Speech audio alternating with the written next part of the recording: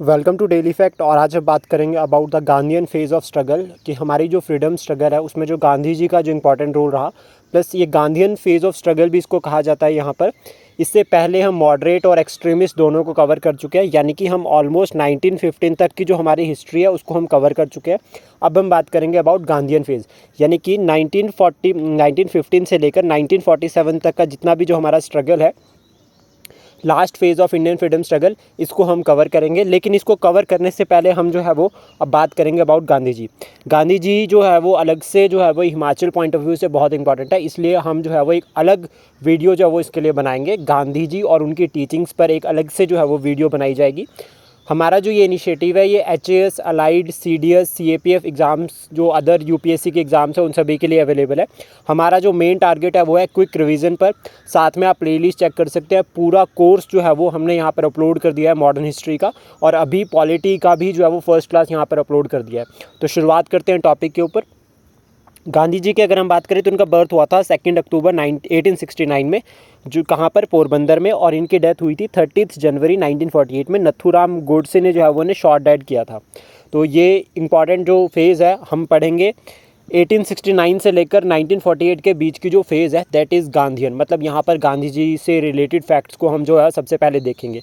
तो गांधी जी के जो फादर थे करमचंद गांधी, ये जो है वो दीवान थे, और मदर जो है वो पुतलीबाई, हाउसवाइफ। ठीक है, इनकी वाइफ का नाम था कस्तूरबा बाई। तो ये तीन जो है वो नाम जो है वो गांधी जी से जुड़े हुए थे स्टार्टिंग में। इसके बाद हम बात करें गांधी जी के करियर की, तो गांधी जी के करियर में जो है वो तीन इंपॉर्टेंट जो है वो गांधी जी के करियर में अगर हम बात करें तो उनकी फ़ेज़, एक तो साउथ अफ्रीका में, जो वो साउथ अफ्रीका जब गए वहाँ पर जो उनका वहाँ रोल रहा उनका, प्लस साथ में इंडिया जब वो वापस आए। तो ये दो डिफरेंट फेजेज़ है, तो इनको हम पढ़ेंगे। तो गांधी जी तो थे वो सोशल एक्टिविस्ट थे, रिफॉर्मर थे, पॉलिटिशियन थे, लॉयर थे और इंडियन फ्रीडम फाइटर। तो ये जो है वो गांधी जी के करियर से जुड़े कुछ जो है वो टर्म्स है जो गांधी जी की फेज़ का, लाइफ का जो है वो इम्पॉर्टेंट पार्ट रहे हैं। महात्मा का टाइटल जो है वो दिया था टैगोर ने, रविंद्रनाथ टैगोर ने जो है वो महात्मा गांधी को जो है वो महात्मा का टाइटल दिया था। और फादर ऑफ द नेशन जो है वो सुभाष चंद्र बोस ने गांधी जी को कहा है। गांधी जी 1893 में जो है वो कहाँ जाते हैं, साउथ अफ्रीका जाते हैं। दादा अब्दुल्ला एक बिजनेसमैन थे, उनका एक लीगल केस जो है वो लड़ने के लिए जो है वो साउथ अफ्रीका जाते हैं। उसके बाद वहाँ पर जो है वो रेशियल डिस्क्रिमिनेशन जो है वो फेस करते हैं, जिसकी वजह से वो जो है वो वहाँ पर डिसीजन लेते हैं कि क्या करेंगे, जो कि वहाँ पर डिस्क्रिमिनेशन हो रहा है उसके अगेंस्ट जो है वो वॉइस रेज करेंगे। यहाँ पर उन्होंने जो है वो एक आश्रम बनाया, कहाँ पर, फिनॉक्स पे, और टॉलस्टे फार्म जो है वो यहाँ पर बनाया। इंपॉर्टेंट सर्व क्या था बोर वॉर में, बोर वॉर और जुलू रेबेलियन जो यहाँ पर हुआ था, यहाँ पर जो है वो एम्बुलेंस सर्विसेज जो है वो स्ट्रेचर बेरेड कॉप्स में जो है वो सर्विस दी थी, यानी कि सरकार में जो है वो यहाँ पर सरकार को सपोर्ट किया था ड्यूरिंग बोर वॉर। इसके लिए गांधी जी को जो है वो केसरी हिंद का टाइटल भी यहाँ पर मिला है। ये काफ़ी इंपॉर्टेंट है, याद रखना। केसरी हिंद का टाइटल जो है वो गांधी जी को जो है वो बोर वॉर में सर्विस के लिए ब्रिटिश सरकार ने दिया था। इसके बाद नेशनल कांग्रेस यहाँ पर जो है वो उन्होंने बनाई 1894 में। अर्ली लाइफ की अगर हम बात करें, ये फिनोइक सेटलमेंट और ये दो फेजेस बहुत इंपॉर्टेंट है। लाइक जो साउथ अफ्रीका में गांधी जी का स्ट्रगल, प्लस साथ में उसके अपोजिट में अगर हम बात करें भारत में स्ट्रगल, तो ये दोनों जो है वो एक तरफ चलेंगे। 1885 में जो है वो अपने फादर को लॉस कर जाते हैं, और 1887 में जो है वो ग्रेजुएट होते हैं from the high school Ahmedabad. उसके बाद 1888 में वो लंदन चले जाते हैं, फिर उसके बाद रिटर्न बैक वापस आते हैं 1891 में, और सेम ईयर वो अपनी मदर को भी लॉस्ट कर जाते हैं। फिर उसके बाद मूव टू डरबन वो चले जाते हैं। क्योंकि यहाँ पर जो है वो उन्हें बुलाया जाता है दादा अब्दुल्ला के द्वारा, और दादा अब्दुल्ला जो है वो 1 ईयर का कॉन्ट्रैक्ट, 1 साल का कॉन्ट्रैक्ट जो वो साइन करते हैं। ये गुजराती मर्चेंट थे जो साउथ अफ्रीका में जो है वो वेल सेटल्ड थे। इसके बाद साउथ अफ्रीका में उनकी जर्नी की अगर हम बात करें यहाँ पर, तो साउथ अफ्रीका में रेशियल डिस्क्रिमिनेशन जो है वो फेस करते हैं। इवन वो ये भी ऑब्जर्व करते हैं कि नॉन जो साउथ अफ्रीकन्स हैं उनके साथ जो है वो यहाँ पर डिस्क्रिमिनेशन हो रहा है। किस तरह से? वाइट, ब्लैक और मिक्स्ड। तो ये 3 रेसेस थी जिसके भी जो कि मेन जो है वो रिस्पॉन्सिबल थी यहाँ पर, एक तरह से जो है वो ये रेसेस फेस कर रही थी रेशियल डिस्क्रिमिनेशन। अब कैसे? वाइट जो है वो ब्लैक और मिक्स्ड के साथ जो है वो भेदभाव करते थे, तो ये कारण था यहाँ पर। इसके बाद 1893 में गांधी जी भी जो है वो ये रेशियल डिस्क्रिमिनेशन फेस करते हैं। एक तो सबसे पहले जब वो डरबन से मूव कर रहे थे तो वहाँ पर जो है वो फेमस इंसिडेंट होता है, जिसमें जो है वो उनको क्या है कि जो फर्स्ट क्लास का जो कंपार्टमेंट था, ठीक है, उससे जो है वो एक वाइट मैन जो है वो थ्रो आउट कर देता है। इससे जो है वो गांधी जी को जो है वो बहुत जो है वो एक तरह से फील होता है, डिस्क्रिमिनेशन फील होता है। और साथ में जो उसके बाद जब यहाँ पर वो जोहानिसबर्ग पहुँचते हैं तो वहाँ पर भी उन्हें जो रूम नहीं मिलते, यानी कि वहाँ पर भी उन्हें रूम्स जो है वो नहीं मिलते। उसके बाद गांधी जी डिसाइड करते हैं कि वो वहीं साउथ अफ्रीका में स्टे करेंगे और ये जो इनजस्टिस हो रही है इसके अगेंस्ट जो है वो लड़ेंगे। तो शुरुआत में जब गांधी जी ये डिसाइड करते हैं तो वो 1894 में यहाँ पर नटल इंडियन कांग्रेस जो है वो साउथ अफ्रीका में बनाते हैं। डायरेक्ट जो है वो क्वेश्चन पूछा जाता है कि ये नटल इंडियन कांग्रेस जो है वो किसने बनाई थी। देन इसके बाद गांधी जी जो है यहाँ से 1906 तक जो है वो मॉडरेट जो है वो आइडियोलॉजी या मॉडरेट फॉर्म ऑफ स्ट्रगल को फॉलो करते हैं। यानी कि गांधी जी क्या करते हैं, एक कोशिश करते हैं, सरकार में बिलीव करते हैं और सरकार ये मानता है कि सरकार जो है वो रिफॉर्म्स करेगी। इसके लिए उन्होंने बोर वॉर में जो है वो सपोर्ट भी किया था, लेकिन इसका जो है वो उतना अच्छा रिजल्ट नहीं मिलता। फाइनली जो चैलेंजेस गांधी जी के सामने आते हैं, सबसे पहला आता है racial discrimination, not accepted Indian marriages.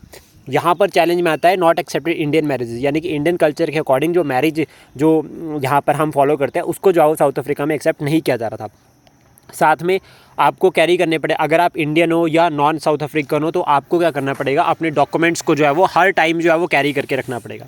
Not allowed to use public path, साथ में ये भी था कि पब्लिक पाथ को जो है वो नॉन साउथ अफ्रीकन जो है वो यूज़ नहीं कर सकते। फिर इसके बाद क्या होता है यहाँ पे 1906 में जब गांधी जी यहाँ पर फॉलो करते हैं सिविल डिसोबीडेंस या हम कहें सत्याग्रह। तो यहाँ पर गांधी जी जो है वो 2 सेटलमेंट बनाते हैं, पहली फिनॉक सेटलमेंट इन डरबन और दूसरी टॉल स्टे इन जोहान्सबर्ग 1910 में। तो ये दोनों जो है वो प्लेसेस है जहाँ पर गांधी जी ने अपने जो टेस्ट थे नॉन वायलेंस, सत्याग्रह, ट्रुथ, इन सबको जो वो फॉलो किया। और साथ में यहाँ जो है वो गांधी जी ने जो है वो पैसिव रेजिस्टेंस एसोसिएशन जो है वो बनाई, जिसमें जो मेन टारगेट था यहाँ पर जब ये ऑर्गेनाइजेशन बनाई तो यहाँ पर गांधी जी जो है वो अरेस्ट भी हो गए, Gandhi ji and other leaders को अरेस्ट भी कर लिया गया। लेकिन गवर्नमेंट ने क्या किया, government withdrew bills laws if Indians voluntary registered. Government ने क्या किया, जो लीडर्स थे उनको अरेस्ट कर लिया, प्लस साथ में ये कहा कि अगर इंडियंस वॉलंटरी रजिस्टर करते हैं तो सरकार जो सारे कानून है सब कुछ है उसको वापस ले लेगी। But Indian burn they certificates, यहाँ पर इंडियंस ने क्या किया कि जो अपने सर्टिफिकेट्स थे उनको पब्लिकली जो है वो बर्न कर दिया और प्रोटेस्ट जो है वो पूरे यहाँ पर मैक्सिमम रीजन में एक्सपैंड हो गया। जब मैक्सिमम रीजन में एक्सपैंड हो गया यहाँ पे तो 1911 में यहाँ पर क्या हुआ कि गोखले जो है वो साउथ अफ्रीका विजिट करते हैं as a state of guest on the occasion of the coronation of the king George V की कोरोनेशन पर यहाँ पर, और गांधी जी से डरबन में मीट करते हैं। तो ये क्वेश्चन अभी तक वैसे पूछा नहीं गया है, लेकिन पूछ सकता है कि 1911 में गांधी जी किससे मिले थे और कहाँ पर मिले थे। तो डरबन में मिले थे और किससे मिले थे, गोपाल कृष्ण गोखले से। गांधी जी यहाँ पर क्या करते हैं, इसके बाद मैसिव प्रोटेस्ट जो है वो लॉन्च करते हैं साउथ अफ्रीका में और साथ में गवर्नमेंट को फोर्स करते हैं to accept the demand of Indians.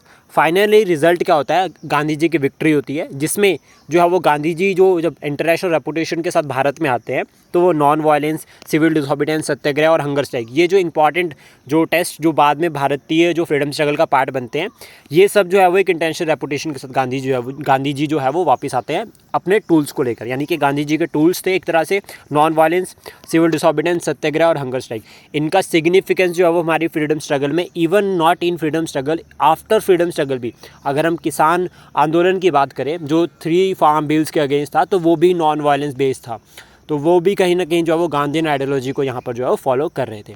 इसके बाद यहाँ पर क्या होता है, 1915 में जो है वो गांधी जी जो है वो वापस आते हैं भारत। अब 1915 में क्या इवेंट चला था यहाँ पे, एक तो गोपाल कृष्ण गोखले की यहाँ पर डेथ हो जाती है, लेकिन गोखले क्या करते हैं, गांधी जी को इनवाइट करते हैं और गांधी जी को बोलते हैं कि आप जो है वो पूरे भारत में जो है वो घूमो, आप भारत को समझो, भारत को जानो कि भारत एक्चुअल में है क्या। तो Gandhi ji on the advice of Gopal Krishna Gokhale, जिनको वो अपना पॉलिटिकल गुरु भी मानते हैं, और यहाँ से वो क्या करते हैं, पूरे नेशन वाइड जो है वो ट्रैवल करना शुरू करते हैं, लोगों को समझना शुरू करते हैं, यहाँ पर जो मासिस थे भारत को समझना शुरू करते हैं। इसके बाद 1916 का यहाँ पर सेशन हुआ, that is Lucknow pact. Lucknow pact में जो है यहाँ पर इंपॉर्टेंट है लखनऊ पैक्ट, एक तो यहाँ पर एक्सट्रीमिस्ट और मॉडरेट्स की दोस्ती हुई, ये जो मॉडरेट और एक्सट्रीमिस्ट थे इनकी दोस्ती हुई, प्लस यहाँ पर हिंदू और मुस्लिम इन दोनों की भी यूनिटी हुई। साथ में कांग्रेस ने जो सेपरेट इलेक्टोरेट का जो कंसेप्ट था उसको भी एक्सेप्ट किया। बनारस यूनिवर्सिटी यहाँ पर जो है वो एनी बेसेंट ने बनाई, और होम रूल लीग, ये 2 मूवमेंट्स थी जिसकी हम अलग से वीडियो जो है वो ऑलरेडी डिस्कस कर चुके हैं, आप प्लेलिस्ट में चेक कर सकते हैं उसको। होम रूल लीग एक अप्रैल में बनाई थी, अप्रैल में जो बनाई थी वो बनाई थी अप्रैल 1916 में वो बनाई थी तिलक ने, और सितंबर में जो बनी थी सितंबर में बनाई थी एनी बेसेंट ने। तो ये 2 ऑर्गेनाइजेशन है जो यहाँ पर बनी। इसके बाद 1917 में जो है यहाँ पर क्या होता है, सैडलर कमीशन अपॉइंट होता है for the inquiry of the condition of the university of Calcutta की, जो कलकत्ता यूनिवर्सिटी की जो कंडीशंस है, एडमिनिस्ट्रेशन है उसकी इंक्वायरी के लिए। मतलब कलकत्ता यानी कि बंगाल, और बंगाल में जो है वो नेशनलिज्म जो है वो कहीं ना कहीं ग्रो कर रहा था, तो उसके रिगार्डिंग अगर हम बात करें यहाँ पे जो है वो ये जो है वो यूनिवर्सिटी बनी। और इसमें ये कलकत्ता यूनिवर्सिटी में जो है वो ये सैडलर कमीशन जो है वो अपॉइंट हुआ, ताकि यहाँ पर जो है वो नेशनलिज्म जो ग्रो कर रहा है उसको कहीं ना कहीं जो है वो एक तरह से जो है वो ऑब्जर्व किया जा सके। सरकार ऐसा कोशिश करती है। इसके बाद यहाँ पर क्या होता है, अगस्त डिक्लेरेशन आता है। अगस्त डिक्लेरेशन की अगर हम बात करें तो ये जो है वो कहीं ना कहीं कॉन्स्टिट्यूशनल रिफॉर्म्स का जो है वो एक तरह से जो है वो झांसा ब्रिटिश सरकार देती है मॉडरेट्स लीडर्स को। तो यहाँ से जो है वो होम रूलिंग मूवमेंट भी शांत हो जाती है, और यहाँ पर कॉन्स्टिट्यूशनल जो अगस्त डिक्लेरेशन था इसमें कहा जाता है कि रिफॉर्म्स आर कमिंग। तो रिफॉर्म्स की वेट में जो है वो मॉडरेट शांत हो जाते हैं। लेकिन एक्सट्रीमिस्ट में अगर हम बात करें तो तिलक जो है वो चले जाते हैं केस लड़ने के लिए फ़ॉरेन, जिसमें उन्हें जो है वो फादर ऑफ अनरेस्ट इंडिया कहा था। तो तिलक जो है वो वहाँ केस लड़ने के लिए चले जाते हैं। और 1917 में जो आईएनसी का सेशन हुआ था, 1917 में, इसको प्रेसाइड किया था एनी बसंत ने। तो एनी बसंत जो है वो फर्स्ट वुमेन जो है वो प्रेसिडेंट ऑफ आईएनसी थी। इसके बाद जो है वो यहाँ पर कलकत्ता का जो सेशन होता है एनी बसंत प्रेसिडेंट बनते हैं, ये हम डिस्कस कर चुके हैं। 1917 में ही जस्टिस पार्टी बनती है, और ये जस्टिस पार्टी बनाते हैं टीएम नायर और थियोडोर चेट्टी, यानी कि चेट्टी भी, हमें टी चेट्टी भी इनको कहा जाता है। ये जो है वो जस्टिस पार्टी यहाँ पर बनाते हैं। मीनवाइल 1917 में जब गोखले जी ने कहा था गांधी जी को कि आप पूरे देश में जो है वो ट्रैवल करो, देश को समझो कि देश है क्या, तो यहाँ पर गांधी जी क्या करते हैं, 3 टेस्ट, गांधी जी के यहाँ पर 3 फेमस टेस्ट आते हैं 1917, 1918, 1918, यानी कि चंपारण 1917, खेड़ा 1918 और अहमदाबाद मिल स्ट्राइक 1918। ये तीनों बहुत इंपॉर्टेंट है। एक तो सीक्वेंस याद रखना, ये इसी तरह से हुए हैं, पहले चंपारण, फिर खेड़ा, फिर अहमदाबाद। ये बहुत ज़्यादा इंपॉर्टेंट है। गांधी जी ने अपने यहाँ पर 3 टेस्ट, यानी कि जो गांधी जी के 3 मेन टूल्स थे, सिविल डिसोबीडियंस, नॉन कॉर्पोरेशन और हंगर स्ट्राइक, इनको यहाँ पर जो है वो टेस्ट किया है। तो शुरुआत करते हैं चंपारण सत्याग्रह के साथ। अब चंपारण की कहानी ऐसी है, सिंपल शॉर्ट में अगर हम समझें, कि एक लीडर जो इंटरनेशनल रेपुटेशन के साथ आया रीजनल प्रॉब्लम को सॉल्व करने के लिए। तो दैट मीन्स कहीं ना कहीं यहाँ से जो है वो रीजनल जो प्रॉब्लम थी ये हाईलाइट होनी ही थी। तो चंपारण की जो प्रॉब्लम थी वो थी तिनखतिया सिस्टम। तिनखतिया सिस्टम को जो है वो ग्रो करना था, वो भी एक ऐसी ज़मीन पर जहाँ पर जो है वो आपको जो है वो अदर कोई क्रॉप ग्रो नहीं कर सकता, यानी कि फर्टाइल लैंड पर आपको उसको ग्रो करना है। और जहाँ ये ग्रो कर दिया उसके बाद वहाँ अदर कोई क्रॉप ग्रो नहीं कर सकते, क्योंकि इससे जो है वो सॉइल की फर्टिलिटी खत्म होती है। ऊपर से यहाँ पर जो है वो प्लांटर्स जो थे वो उतनी पेमेंट नहीं दे रहे थे फार्मर्स को, तो फार्मर्स जो है वो प्रोटेस्ट करते हैं यहाँ पे। और Rajkumar Shukla was a personality जो क्या करते हैं, गांधी जी को परस्यू करते हैं कि आप क्या करो, चंपारण को विजिट करो। तो गांधी जी जो है वो एक अपने साथ लॉयर्स की टीम लेकर आते हैं, राजेंद्र प्रसाद, जेबी कृपलानी, इन सभी के साथ मिलकर, और भी इसमें बहुत सारे लीडर्स थे, चंपारण विजिट करते हैं। जब वो चंपारण पहुंचते हैं तो वहाँ का जो डिस्ट्रिक्ट जो कलेक्टर था, सरकार थी, यानी कि वो गांधी जी को ऑर्डर करते हैं कि सर वापस चले जाओ, you are not allowed here. लेकिन गांधी जी डिसॉबे करते हैं। तो इस डिसॉबे पर कहा जाता है सिविल डिसोबीडियंस मूवमेंट। इससे पहले अगर हम एनी बेसेंट की या तिलक की बात करें तो वो ब्रिटिश सरकार के ऑर्डर्स को मानते थे, लेकिन गांधी जी ने क्लियर डिसॉबे किया। गांधी जी ने विजिट किया और गांधी जी ने एक रजिस्टर में जो वो जितनी भी कंप्लेंट्स थी फार्मर्स की उसको नोट डाउन कर लिया। बाद में ब्रिटिश सरकार ने क्या किया कि ब्रिटिश सरकार ने एक जो है वो कमेटी बनाई, और उस कमेटी में जो मेंबर थे वो गांधी जी को भी एक मेंबर बना दिया। गांधी जी ने जो स्टेटमेंट्स जो नोट की थी फार्मर्स की, उसको ही सरकार के सामने रख दिया, और सरकार ने एक्सेप्ट किया, और प्लांटर्स को जो है वो यहाँ से जो है वो रिस्ट्रिक्ट किया। प्लस साथ में प्लांटर्स जो है वो फोर्स नहीं करेंगे फार्मर्स को तिनकतिया ग्रो करने के। लेकिन उसके बाद जो इंडिगो थी उसकी डिमांड जो है वो कम हो जाती है, जिसकी वजह से प्लांटर्स जो है वो ह्यूमिलेट फील करते हैं और उनकी डिफीट होती है, और फाइनली वो चंपारण छोड़ देते हैं। देन उसके बाद आता है खेड़ा सत्याग्रह। खेड़ा सत्याग्रह जो है वो गांधी जी ने नॉन कॉर्पोरेशन को फॉलो किया है, मतलब सोशल बायकॉट यहाँ पर। और यहाँ पर सरदार पटेल की एंट्री होती है गांधी जी के साथ फ्रीडम स्ट्रगल में, यानी कि सरदार पटेल जो है वो गांधी जी को ज्वाइन करते हैं खेड़ा सत्याग्रह में। अब यहाँ की कंडीशन क्या है, एक तो ड्रफ हो रखा था, मतलब सूखा पड़ रखा था, और ऊपर से सरकार डिमांड कर रही थी हाई रेवेन्यू की। अब यहाँ पे सरकार ने हाई रेवेन्यू डिमांड मांग ली, लेकिन ऊपर से क्या है कि क्रॉप तो हुई नहीं, और वो भी कैश में चाहिए। मनी लेंडर्स के पास जाएंगे, ऑलरेडी बहुत सारे चैलेंजेस थे। तो वो यहाँ पर क्या करते हैं, गांधी जी कहते हैं फार्मर्स को कि आप क्या करो, सोशल बायकॉट करना शुरू कर दो। जब सोशल बायकॉट शुरू हो जाता है तो यहाँ पर जो है वो फाइनली जब सरकार डिसाइड करती है तो सरकार बोलती है कि जो रेवेन्यू पे कर सकता है वो करे, अदरवाइज सरकार फोर्स नहीं करेगी। इसके बाद थर्ड आती है अहमदाबाद मिल स्ट्राइक। अहमदाबाद मिल स्ट्राइक कुछ इंटरेस्टिंग है। देखो यहाँ पर मिल ऑनर्स और वर्कर्स के बीच की लड़ाई थी, यानी कि सरकार और गांधी जी दोनों अलग अलग पार्टी थे। तो यहाँ पर गांधी जी ने एज अ मीडिएशन काम किया है, मतलब सरकार ने गांधी जी को बुलाया कि ये जो अहमदाबाद मिल वर्कर्स है इनकी और जो ये अहमदाबाद ऑनर्स है, जो मिल ऑनर्स है, इनके बीच की प्रॉब्लम को सॉल्व करो। अब वर्कर्स ये डिमांड कर रहे थे कि एक तो वेजेस को इंक्रीज़ करो 50%, और दूसरा ये जो प्लेग बोनस है इसको भी कंटिन्यू रखो। लेकिन मिल ऑनर्स मना कर रहे थे, वो नहीं ऐसा चाहते थे। गांधी जी यहाँ पर एंट्री करते हैं और गांधी जी जो है वो बात करते हैं, तो मिल ऑनर्स के साथ बात नहीं जमती है, तो 50% तो नहीं मिलता है, लेकिन गांधी जी जो है वो 35% दिलवा देते हैं। और ये दिलवाने के पीछे का जो कारण था वो था हंगर स्ट्राइक। तो अहमदाबाद में हंगर स्ट्राइक हुई है। जब मिल ऑनर्स ने गांधी जी की बात को फॉलो करने से मना कर दिया 50% पे, तो गांधी जी ने वर्कर से कहा कि आप हंगर स्ट्राइक पर चले जाओ। जब वो हंगर स्ट्राइक पर चले गए तो उसके बाद मिल ऑनर्स ने कहीं ना कहीं थोड़ा बहुत कॉम्प्रोमाइज़ करने की कोशिश करी, तो यहाँ पर गांधी जी ने वो 35% पर जो है वो मामला को सॉल्व किया। तो ये थे गांधी जी के 3 टेस्ट जो बहुत इंपॉर्टेंट है। बुक्स की अगर हम बात करें, डायरेक्ट क्वेश्चन प्रीलिम्स में आता है इन बुक्स को लेकर। तो हिंद स्वराज 1909 में लिखा था, इंडियन होम रूल 1910 में, गांधी अगेंस्ट फैसिज्म 1944 में, कॉन्क्वेस्ट ऑफ सेल्फ 1946 में, India's case for Swaraj 1931, the Indian states problem 1941, women and social injustice 1947। तो ये कुछ बुक्स है। स्लोगन्स की अगर हम बात करें, डू और die, non violence is a weapon of strong, ये इन्होंने कहा था। उसके बाद एक और इन्होंने कोट कहा है, वो कहा है, be the change that you want to see in the world. और ये डू और डाई का जो स्लोगन है वो क्विट इंडिया मूवमेंट में गांधी जी ने दिया था 1942 में, जिसको भी हम अभी जो है वो नेक्स्ट जो है वो क्लास में कवर करेंगे। इसके बाद जर्नल्स की अगर हम बात करें, डायरेक्ट क्वेश्चन आता है पेपर में, इंडियन ओपिनियन, यंग इंडिया, नवजीवन और हरिजन, ये 4 है। अब जो याद रखने वाला है, जहाँ पे कन्फ्यूज़न होता है, न्यू इंडिया, एक है न्यू इंडिया, ये न्यू इंडिया है एनी बसंत का, और साथ में एक याद रखना कॉमनवेल्थ। तो ये जो कॉमनवेल्थ जो है वो है कॉमनवेल्थ और न्यू इंडिया एनी बसंत का, ये दोनों। तो ये एग्ज़ाम पॉइंट ऑफ व्यू से काफ़ी जो है वो इंपॉर्टेंट है, इनको याद रखना। देन उसके बाद बात करते हैं आईएनसी का 1918 का सेशन। जो 1918 का आईएनसी का सेशन हुआ था, यहाँ पर सबसे पहला 2 सेशन हो रखे हैं। एक तो बॉम्बे में हुआ था स्पेशल सेशन, और दूसरा हुआ था दिल्ली में। जो दिल्ली का रेगुलर सेशन था, इसको प्रेसाइड किया था मदन मोहन मालवीय ने। सिर्फ यहाँ पर इतना याद रखना है। जो अगस्त का स्पेशल सेशन हुआ था, इसको प्रेसाइड किया था सर सैयद हसन इमाम। तो हसन इमाम जी ने जो है वो यहाँ पर इसको प्रेसाइड किया था, यानी कि 2 सेशन। देखो पहले सिर्फ एक होता था, यहाँ पर अब 2 सेशंस हो रहे हैं, तो ये इसलिए जो है वो इंपॉर्टेंट है। इसके बाद 1919 में जो है वो गवर्नमेंट ऑफ इंडिया 1919 आता है, जिसको मोंटेगू चैम्सफोर्ड रिफॉर्म भी कहते हैं। और मोंटेगू चैम्सफोर्ड रिफॉर्म जो है वो एग्ज़ाम के लिए काफ़ी इंपॉर्टेंट है।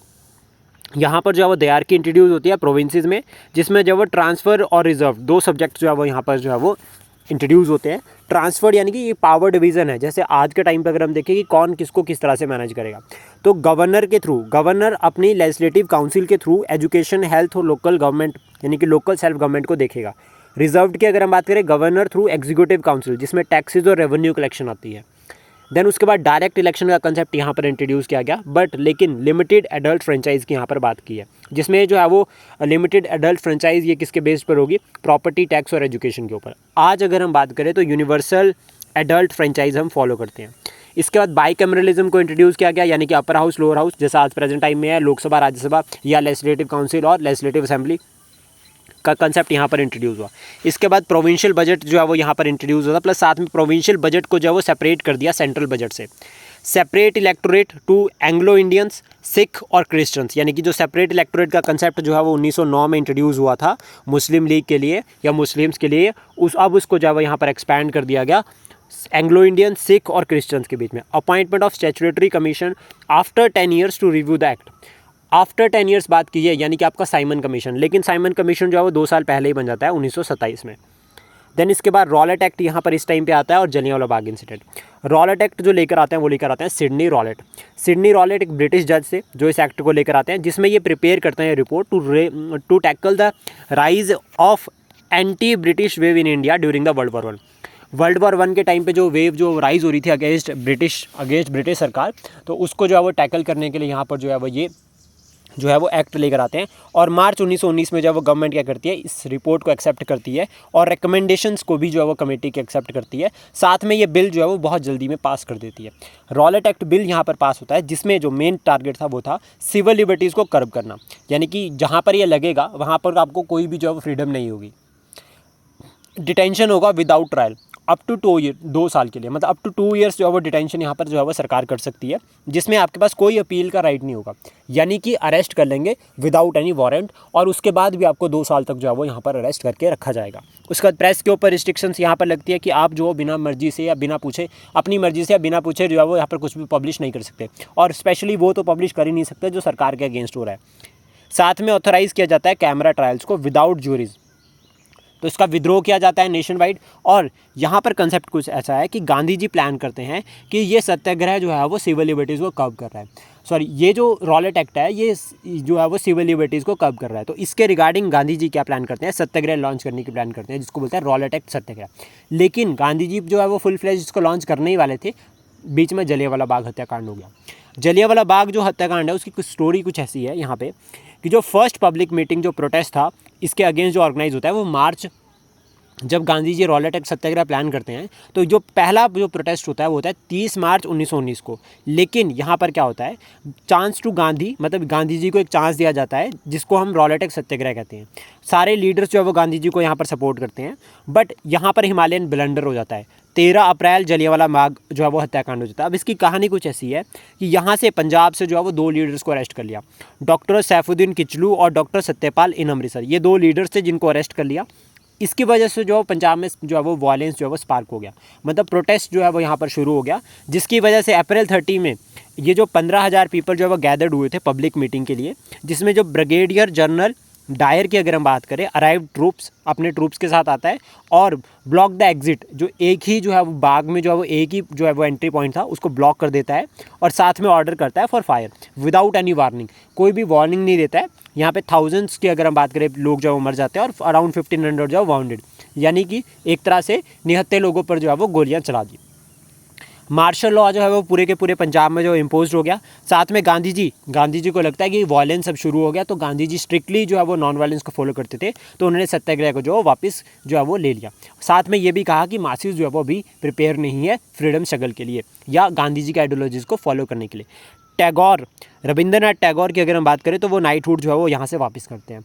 अब नाइटहुड जो है वो 2 लोगों को मिला था, एक सर सैयद एक जो नाइटहुड मिला है सुब्रमण्यम अय्यर को मिला था नाइटहुड 1888 में, और इन्होंने जो है वो नाइटहुड जो है वो वापस किया था होम रूल लीग के लिए।